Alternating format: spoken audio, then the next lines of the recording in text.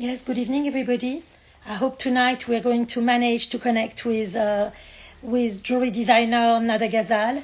She is in Beirut, and I hope Beirut will allow us to connect.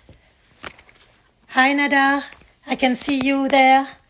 Hoping that we can have a good chat tonight.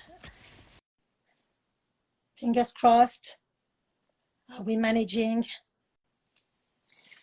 Hi, everybody. Valery. Hello. Here we go. We've made Finally. it. Are you in Beirut? I'm in Beirut. Yes, I just returned a few days ago. I'm really sorry about last week, but I had no idea that we couldn't do the live from Dubai, and it was a bit embarrassing. I'm really sorry. Forget about last week. I wasn't aware either that Dubai was, a no. But I hear that WhatsApp are difficult. So let's make it going. So tonight we're going to have about you, about your work. And I always start, my first question always is, what kind of little girl were you, Nada? How were you? Like, I try to imagine you as a little girl. Well, I must admit that I was very stubborn, extremely stubborn. But my mom used to say, yeah, she's very stubborn, but at least she really knows what she loves, and she exactly knows what she likes, what she doesn't like, and what she wants to do as well. So that made it a little bit easier on her, but I was definitely very stubborn. I was very meticulous. I always wanted everything to be very tidy and clean, and I wanted to arrange things the way I wanted to see them. As a matter of fact, even when it used to snow in the mountains, I used to get out and just like draw lines where people are allowed to walk so that they do not mess up the rest of the snow. So I was very, exactly. And I went through a period which was where I always mix and match shoes. I never wanted, even as a 5-year-old, 6-year-old, I never wanted to wear the same pair of shoes, and always dreamt of creating shoes that would actually complete each other rather than mirror each other, So I always had this mind of my own, actually. I spent a lot of time with my grandmother, who did a lot of crochet. And I think somehow that made me fall in love and, get the idea of what, what crafts is. And since then I've always, wanted to work with my hands because I really appreciated it so much. What else? I always knew that I would be an artist. Like I've always saw myself in the, creating something, creating art, like even as a very young child. What else? You like jewelry as a child? I mean, was it something that was really part of your life? Like, did you receive jewelry as gifts? Because in Lebanon, I mean, jewelry and women are really... Yes, I'll tell you. I did my first pieces of, jewelry was something very important for me because I felt I accessorized myself and differentiated myself from the rest of my friends through the jewelry that I used to create even as a child. So I used to do, even as a 6-year-old, I used to do a lot of rings out of beads and wires while sitting next to my grandmother who was doing the crochet. And as a teenager, like sometimes you're gifted by your grandmother, like you're given money or, and whenever I used to save money, I used to actually make my own jewelry drawings as a teenager and go to a jewelry shop to make them made for me. So I've worn my own jewelry since I was very young. I've always worn a lot of rings. So I used to spend my pocket money and my gift money actually to make my own jewelry rather than rather than spending it on what my other friends would have spent it on. Okay. And I think I had this thing about, I've always loved timeless things. Like I always valued, for example, something that was passed down to my mother, you know, from her mother or from her grandmother. And I felt there's so much to it, you know, so that idea is like so precious You know, that somehow and that somehow made me fall in love with jewelry more. yes, I understand that. I understand that. Yeah. But so, well, like, so jewelry, you like the demand and how did you really start with jewelry? How, because I know it it happened. I'm not saying late in your career, but it came to other uh, bankers. How, uh, Yeah. Well, what happened was I wanted to do either jewelry design or shoe design when it was time to go to university, and both choices were not available. So I did graphic design and fine arts. And while I was still at university, I started like doing a lot of graphic design and packaging. And I won my first award when I was at university. And I did like the Orangina packaging, the French Orangina, and I got an award for it. So that took me to the route of working in advertising.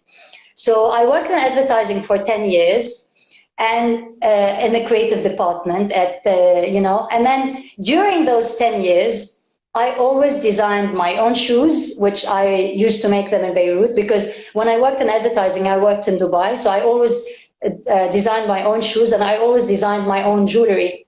And it was quite odd actually back then, because like jewelry was not a thing back then. I'm talking about the 90s. It was not like I used to be, you know, wearing jewelry to the office and wearing jewelry to the beach and wearing jewelry to the supermarket for me was just a norm. It was like for me just pieces that I've created that I got produced, but it wasn't the norm. And then I kept thinking that one day I'm going to start my own brand.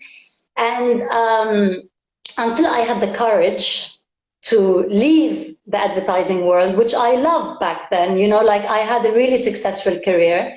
I moved away, came back to Beirut, and wanted to somehow start my own jewelry line. And as you know, in Beirut, most of the jewelers are like sixth generation, fifth generation jewelers. Whereas for me, like, the only backup I have is my mother's love, really, you know, thinking, you know, her belief in me, my family's belief in me that I could do anything, you know. So that made me have the courage to start my own business. So I came back to Beirut. I set up like a small apartment where I made partly my workshop, partly a showroom, and partly like my living space. And I wanted to create the first collection similar to the jewelry I used to do when I was a child, with the wires and the beads. Yes. So I started with 18 karat gold wires and precious stones and precious beads. And I started actually creating handmade pieces just like by myself. And I learned like welding and, you know, different things just by trial and error. You know, like I would try to go to workshop, give them a ring for them to resize it, and then try to watch and learn. So I did a lot, you know, I learned a lot through trial and error. And then I presented my first collection like 6 months after that in the workshop, like in the little room that I called my showroom. And there was a lot of buzz around it, because first of all, my first collection had a story behind it as well. People were they related to it. Plus, jewelry in Lebanon back then was quite classical. You know, it wasn't. It was just like pieces that people would wear to weddings and occasions. Yes. We did not have a lot of like, you know, jewelry where you can wear it during the day and at night, and you know. So people felt that I presented something new, and there was a buzz around it. So TV channels came and had an interview with me. The press talked about it, etc. And this is how it all started. So at the time, I would say even now, I'm sure there's a thread. What really inspired your work? What is inspiring your work? I'll tell you, Valerie, the thing is, I think I'm more inspired by like my feelings and specific experiences that I go through more than anything else. It's not things I see as much as it is things that I feel. Like somehow I translate my feelings into like shapes and forms, and my feelings have color. So if these feelings have a specific story, okay, um, I translate this story into these shapes and forms, you know. Definitely, I'm inspired a lot by architecture. I'm definitely inspired by my muse, my Beirut, because this is my surrounding. But mainly inspired by Beirut, I mean, a lot of it is what Beirut makes me feel as well. Not Yes. just, you know, it's what it makes me feel rather than just a building or a, you know, or a church or a mosque or whatever. It's more of a feeling. Um, so I would say, you know, I would say it's feelings that I scribble, and then from these scribbles, I just translate. You know, I transfer these scribbles into actual forms that I then translate into pieces of jewelry. I don't know if I, I don't know if it's clear. Um, You know, it's quite clear, especially after I've seen your latest collection in London in the past 2 weeks. You know, I can feel that. But if you had to sort of describe your jewelry, what sort of words would you have words in mind to describe your jewelry? would I have a word to? I would say the jewelry is very much grounded and bold, yet it's sensitive and you know, it's like bold yet it's sensual. You know, like there's two sides to it. It's bold yet sensual. It's edgy yet soft. And feminine, as a matter of fact. I wouldn't say soft, I would say feminine.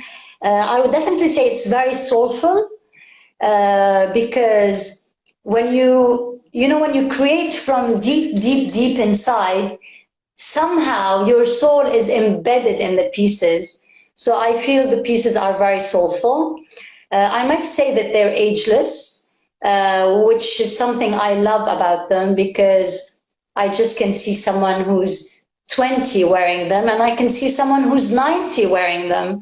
And this makes me really happy, because I want the pieces to go from one generation to another, you know. So ageless is there. I feel they're very ageless. Um, I think I think they look like me. No, absolutely. You know, when Eloise asked me, she said, "Can you write about your meeting with Nada?" And I sort of said, "So it was full of paradox. It's it's famous, but you know, also, you know, timeless. It's also, you know, I was really, I said it's very vibrant, but it's also nostalgic, but also a little bit of, Yes, you know, dark as well. But it's vibrant as well. You know, it's, but that's that you put. Beirut is where you're anchored, where your jewelry is being made in an atelier. So obviously your fruit has evolved, your fruit has gone through times, but you know, I'm a bit late when you speak. They are all with, you know, they're all in love with uh, the connection as we're having a connection problem with Beirut. Hopefully this is going to be resolved. Nada, hi. It's a little bit tricky to get a good connection. Dubai, Beirut. Let's try. Thank you for joining us. Sorry, I'm asking you to be patient. I think she's going to try and reconnect because we just lost her with the connection. Fingers crossed. Here we go. Let's try again. Fingers crossed. Hi, Nada. Are you there? Yes, I'm here. It's even full. No, I was saying, yes, Beirut, you know, I've been to Beirut quite a few times. It's a fascinating place. It's a place full of life, but at the same time, you know, it's very joyous place, but it's also dark, okay? It's so, And you know, Valerie, even the challenges sometimes, like the challenges that we go through in Beirut, I mean, we've gone through a lot of pain and a lot of challenges lately. But sometimes even I've just found out that even from the challenges, sometimes I can get myself to create something to get out of the challenges. You know what I mean? Like even the challenges actually make me more creative in Beirut. Like the whole feeling, the whole surrounding, the experience, it just gets different emotions out of me, and I try to turn these emotions into something that I find beautiful. And the other thing is when I try to create, it's true that I say it's my feelings that inspire me and my own stories and my own experiences, but I've also realized that most women at the end of the day have very similar feelings and, you know, coming from different experiences. So I've realized that um, even women around the world that may not relate to Beirut or may not, you know what I'm going through, really do connect and do relate to my stories, which is really beautiful because they're universal. You know, it's not like a local story; it's a universal story because it comes out of a universal feeling, I suppose. absolutely. Um, Tell us, you know, obviously, yes, I think most of us are aware, you know, the hardship experienced by people in Beirut. But tell us a little bit of sort of your day to day, how you create your PC, how you are so involved. Uh, I think I'm interested to know more about this. Yeah, I'm going to start with the day to day, and then I'll probably move to, you know, a bit of the process of creating, etc. You know, as you know, I have three kids, so basically it's a handful. So I'm a mother, a wife, and a working woman, and a creative person. So um, basically, I do start my day at 5 because yes. Because I have a ritual in the morning. I do a ritual for 15 minutes, and after that ritual, I exercise for around an hour and a half or an hour, as a matter of fact, before I wake up the kids, have breakfast with them, and either take them to school or put them in the bus. So I'm a very, very, very early riser, which I love because by the time I go to the office at 9, it means that I've been awake for 4 hours. So it's like, you know, so I'm just like ready to handle everything at the office. Um, I'm not, I mean, and then I spend my time between a lot of challenges, of course. We do spend a lot of time trying to work out challenges and less time actually working and creating and producing because of what the situation is like. But I spend a lot of time at the workshop because I'm lucky to have my office, the workshop, and a showroom in one big space.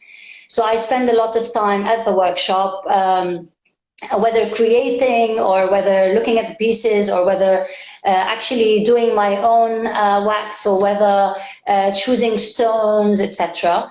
And I spend a lot of time with the rest of the team in terms of admin, or whether, you know, with the development team, or, you know, the business development, or I love the finance part of the company. I love financials. I love numbers.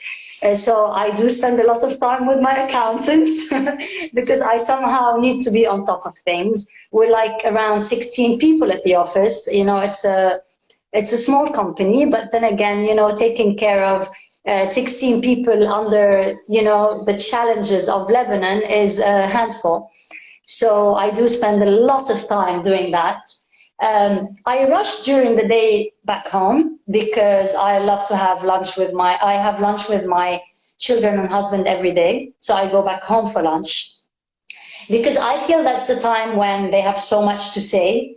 coming back from school, they remember every little detail of what they did and what happened at the bus and, you know, what upset them and what made them happy, etc. So I do spend lunch with them every day. Like the 5 of us spend lunch together, and then I go back to the office and then come back home at around 7:30. So I haven't been, honestly, I haven't been doing much outside that. Like, I cannot say that, yes, I've been going to museums and I'm enjoying nature. And yes, we do enjoy nature in the weekend. But other than that, like, there's so much to take care of, like try to find out what's the best way to have electricity, or try to spend some time to fill my car with petrol. You know, so there are so much that we hardly have time to actually do the, you know, exactly. But then again, sometimes I say it's fine.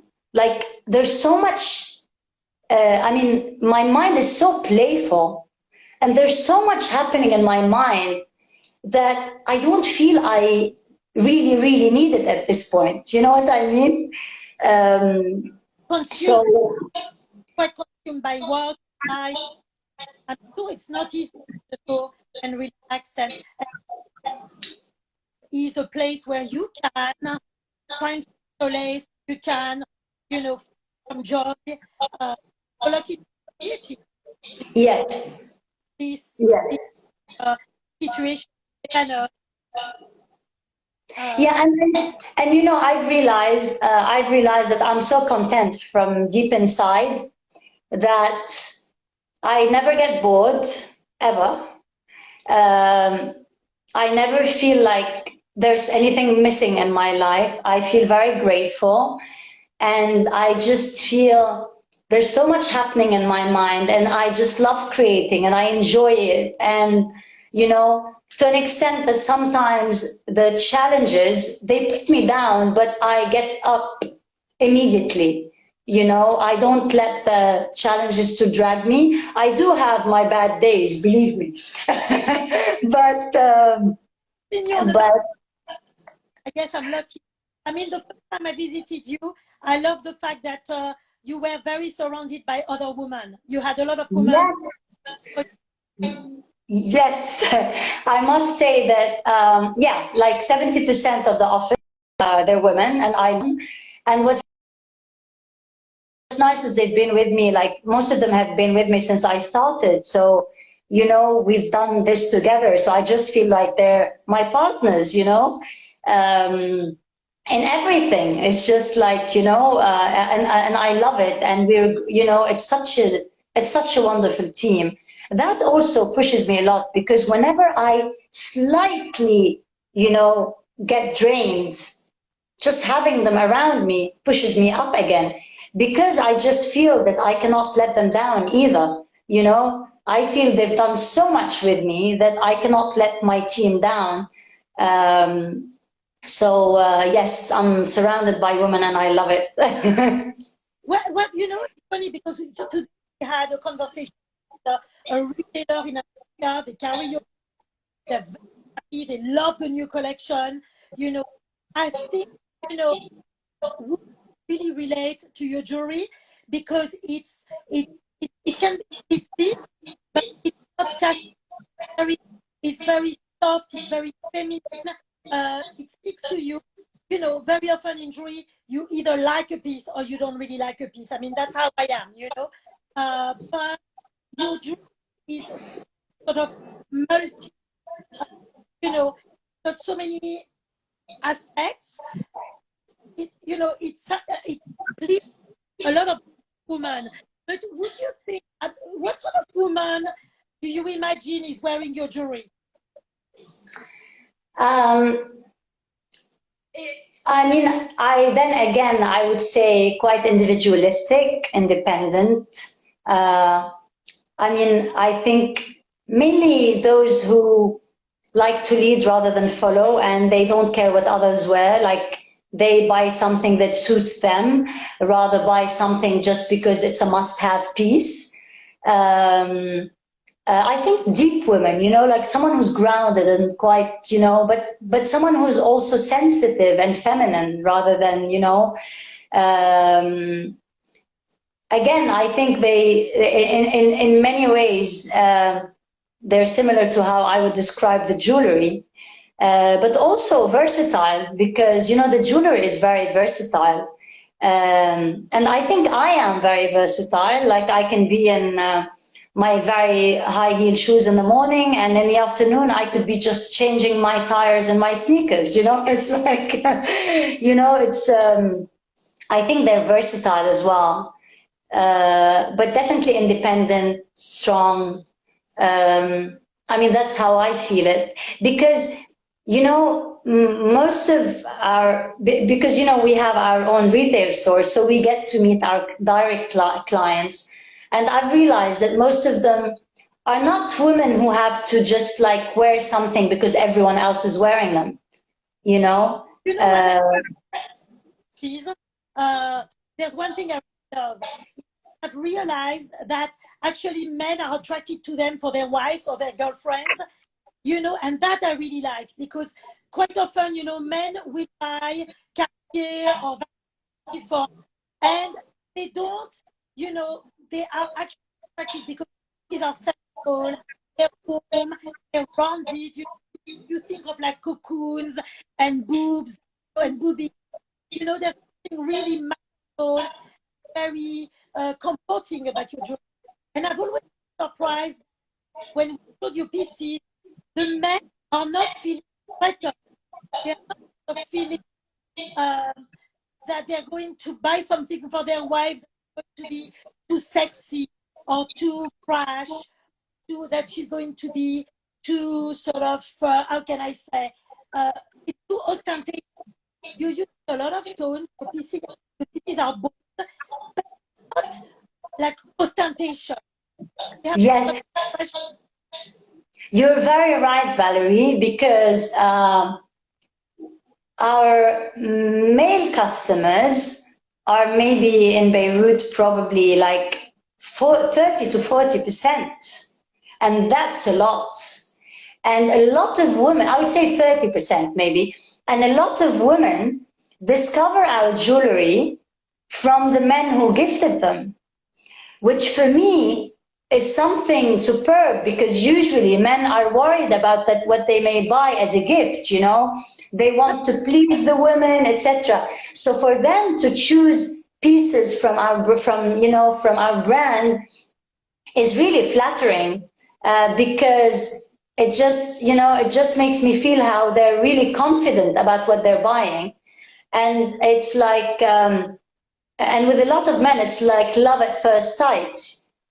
Even those who discover me in a department store in Beirut, like I've been, you know, in Christmas, I go and help the salespeople, etc. And then men would be passing by and they would see the pieces, fall in love and buy it straight away as a gift, which I think is really wonderful. I mean, I'm really grateful for that because it's not easy for a man just to buy something that he's not sure the woman who is buying this piece for would know it, or, you know, or know about it or love it. So, yes.